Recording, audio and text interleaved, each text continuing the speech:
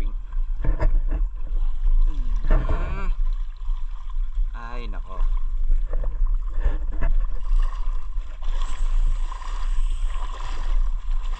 So nga pala yung mahuhuli namin ngayon ay pang-uuwi ni Kuya sa Pinas.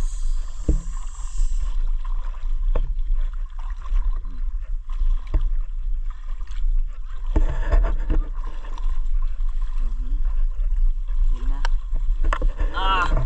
Sagupaan na naman sa mangrove. Yan na po. Tingnan nyo kung gaano kahirap mga alimango.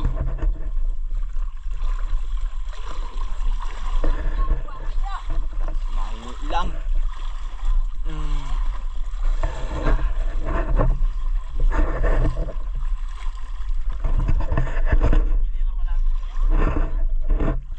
Lamog na dyan.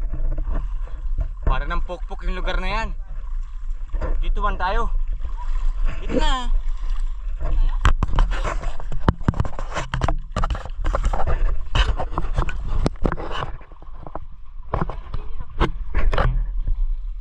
So yan na. Ito nga pala yung isa sa mga kaibigan namin yayamanin, no? Yung mga alimango lang nakalibays pa.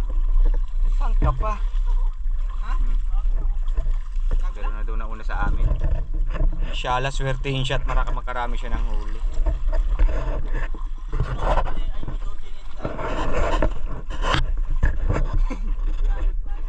So yun mo, yung huli namin nga pala ngayon ay makakasakay pa ng eroplano.